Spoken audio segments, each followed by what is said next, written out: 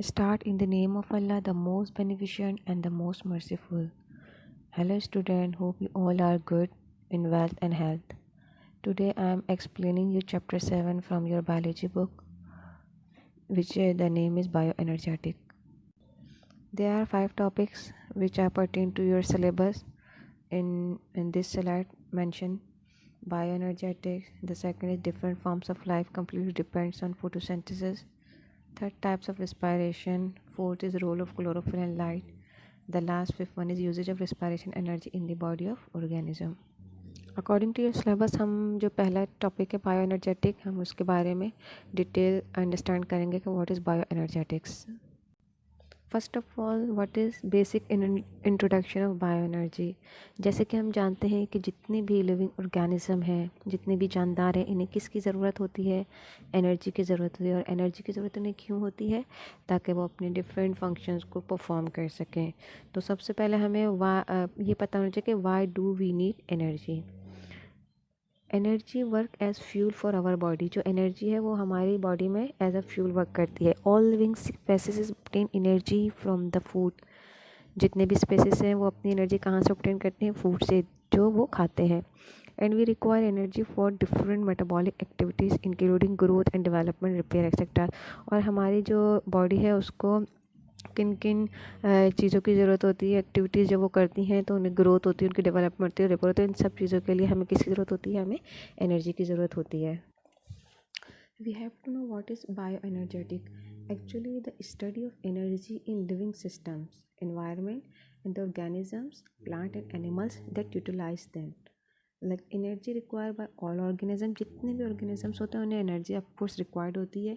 May be kinetic और potential. उनमें से वो काइनेटिक भी हो सकती है, पोटेंशियल भी हो सकती है. In bioenergetic how living organism obtain and transform energy.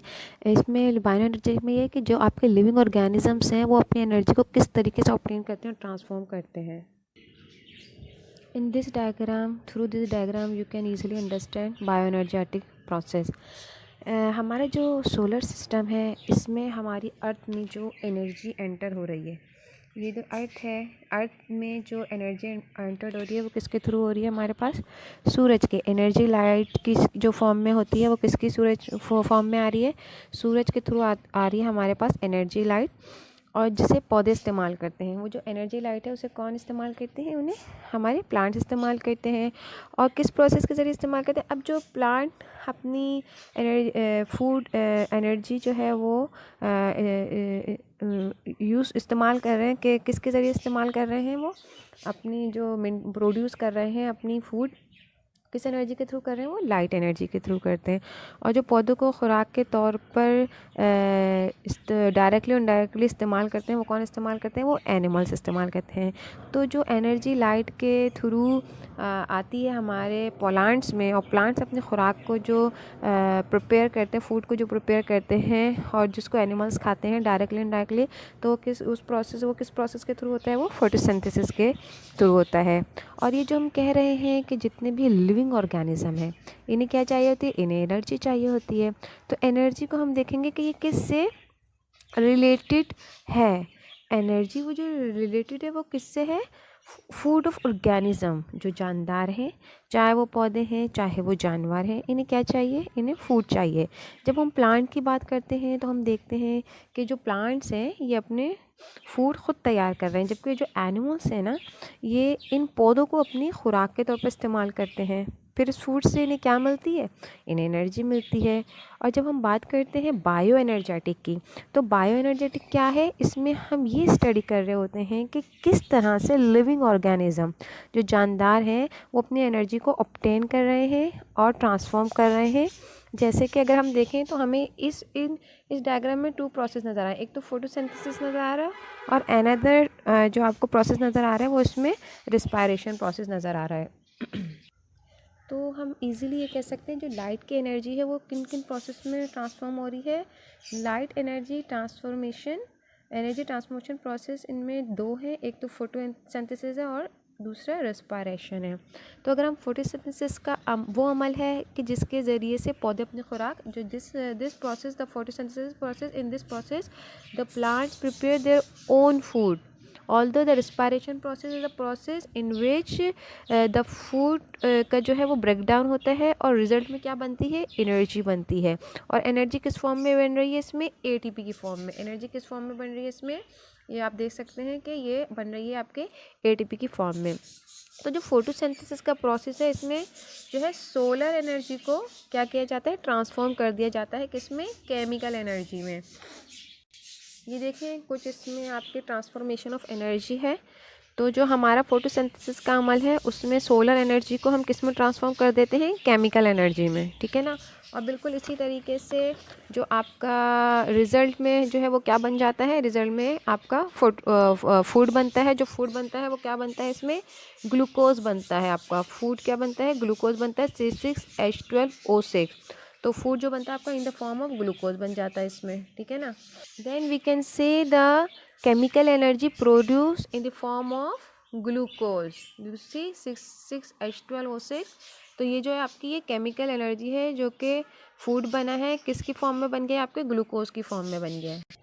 और जब हम बात करते हैं रिस्पायरेशन की, तो रिस्पायरेशन में क्या होता है, रिस्पायरेशन में आपका जो है ब्रेक डाउन होता है किसका, ग्लूकोज का। जब ग्लूकोज का ब्रेक डाउन होता है तो क्या रिलीज़ होती है, तो हमारे पास एनर्जी रिलीज़ होती है।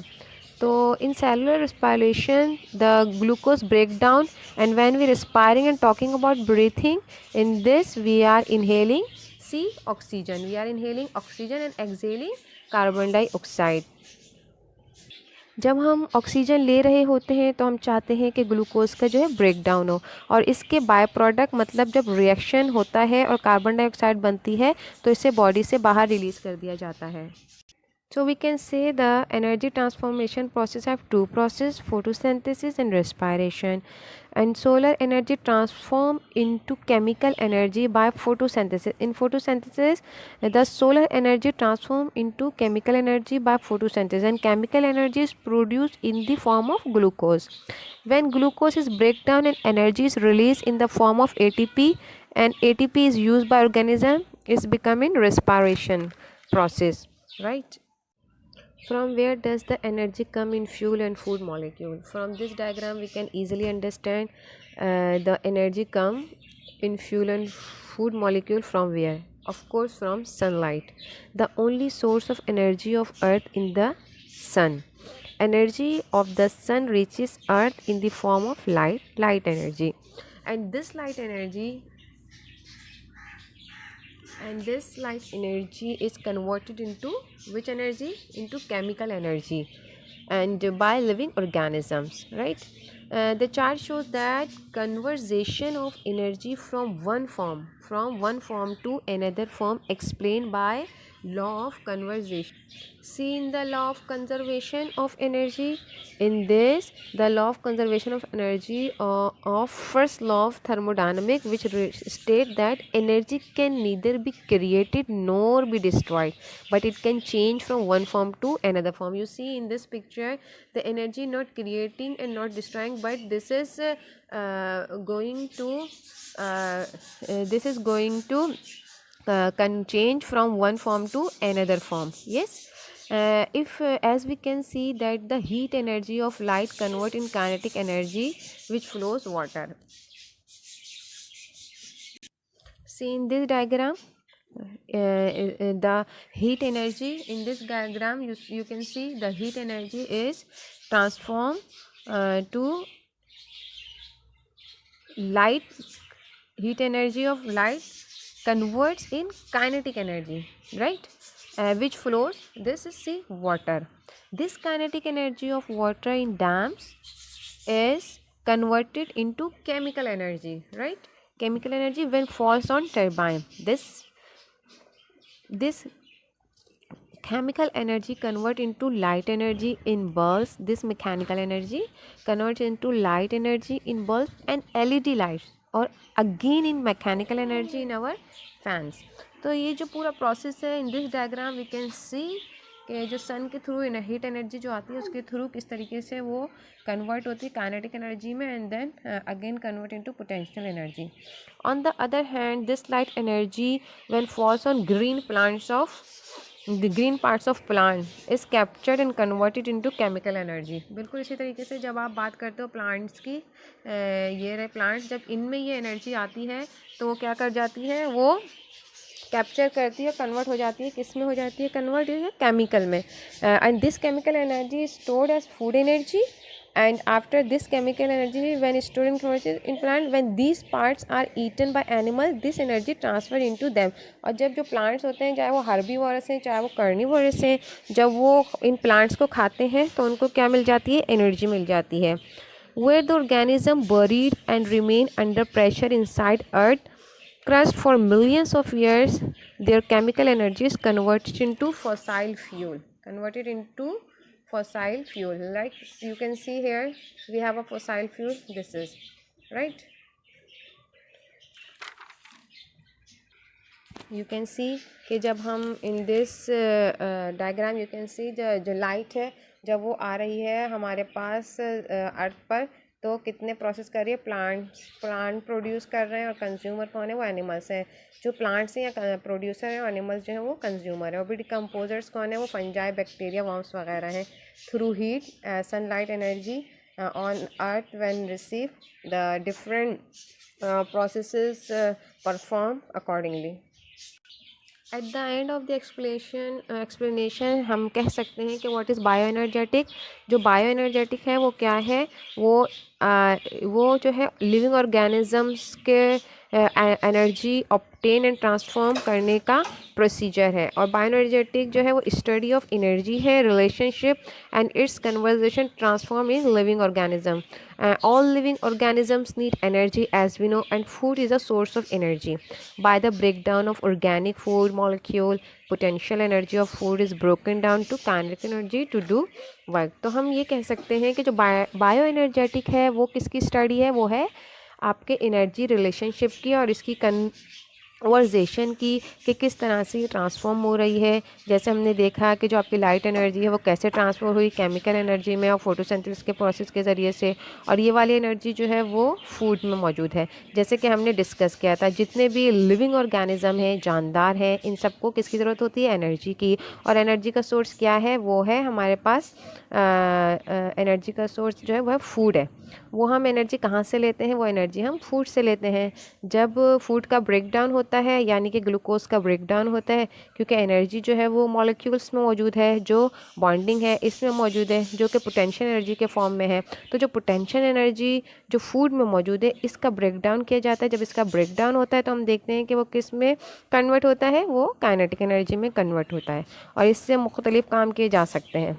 तो हम कह सकते हैं कि life sustain through energy and energy receive through food, right. From this topic bioenergetic we conclude that जो आपकी जो लाइफ है वो किस तरीके से चल सकती है, सस्टेन करती है एनर्जी के थ्रू। और जो एनर्जी है वो हम किसके थ्रू रिसीव कर रहे होते हैं, थ्रू फूड का। फूड हम किस तरह में तैयार करते हैं अपने खुराक को, वो थ्रू तैयार करते हैं through sunlight, energy light, right. Your next topic from your chapter 7 is different forms of life completely depends on photosynthesis। कि जो आपकी लाइफ की जो डिपेंडेंसी है फोटोसिंथेसिस की, वो कितने वेज में है। तो जो फोटोसिंथेसिस है, photosynthesis is very important to living organisms because it is the number 1 source of oxygen in the atmosphere. Without photosynthesis, the carbon cycle could not occur. Oxygen requiring life would not survive and plants would die. Means without photosynthesis, there would be little to no oxygen on the planet. हम कह सकते हैं कि दुनिया में जितने भी living things पाए जाते हैं अल्टीमेटली वो किस पर डिपेंड करते हैं, वो फोटोसिंथेसिस पर रिलाई करते हैं। अगर फोटोसिंथेसिस नहीं होगी तो फूड जो है, प्लांट जो है फूड नहीं बनाएंगे। और फिर जो तमाम एनिमल्स हैं जो डिपेंड करते हैं किसके ऊपर, प्लांट्स के ऊपर, वो फूड कैसे लेंगे। तो फोटोसिंथेसिस के बगैर दुनिया जो थी, वो दुनिया में जो ज़िंदगी थी वो नामुमकिन थी। You can see in the process of photosynthesis, in this process जो हमारे पास कार्बन डाइऑक्साइड जो है वो पौधे हवा से लेते हैं, राइट। एंड जो वाटर है इसमें आप वाटर का वो देख सकते हैं। तो जो वाटर है वो कहाँ से आता है, वो पौधे कहाँ से लेंगे, वो अपनी ये जो जड़ें हैं इनकी जड़ों से लेंगे, रूट से एब्जॉर्ब करेंगे वाटर जो पौधे हैं। और जो सनलाइट है वो सनलाइट जो है वो कहाँ से मिलेगी हमें, वो सूरज की रोशनी है जो कि जो पौधे हैं वो क्या करेंगे, वो एब्जॉर्ब करेंगे।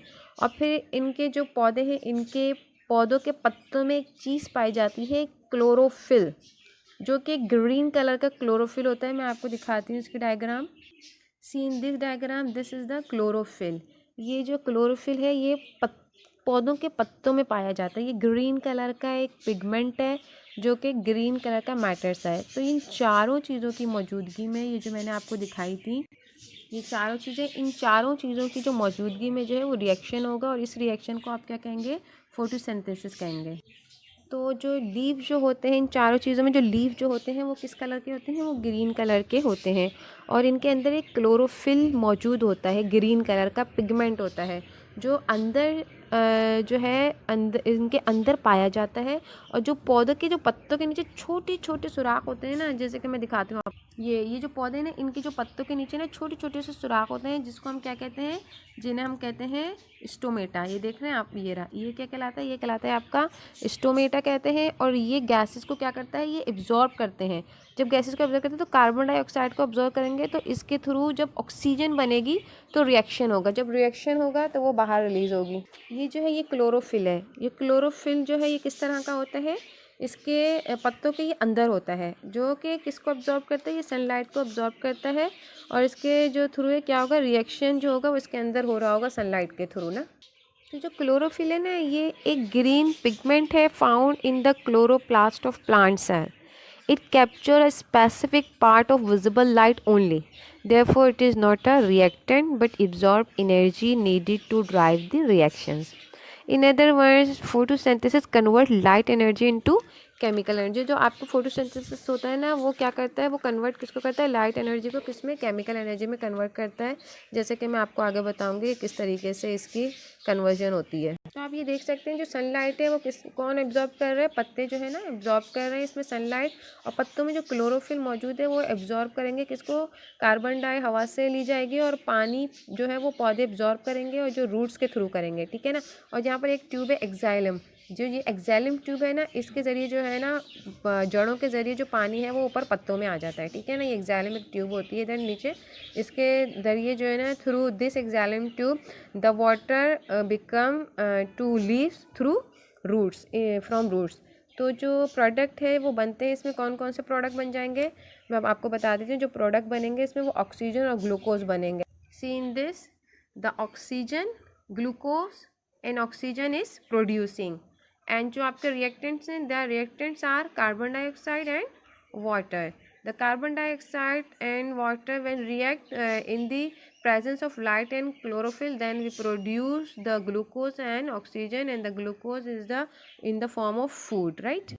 तो क्या होता है कि जो ग्लूकोज होता है वो कौन यूज़ करते हैं as a food, animals and plants जो है वो ग्लूकोज को एज अ फूड यूज़ करते हैं। और जो ऑक्सीजन होती है वो यूज़ होती है फॉर ब्रीथिंग के लिए। और जो ये है ये रिस्पायरेशन का सिस्टम कराता है, जो कि वेरी इंपॉर्टेंट प्रोसेस है, राइट।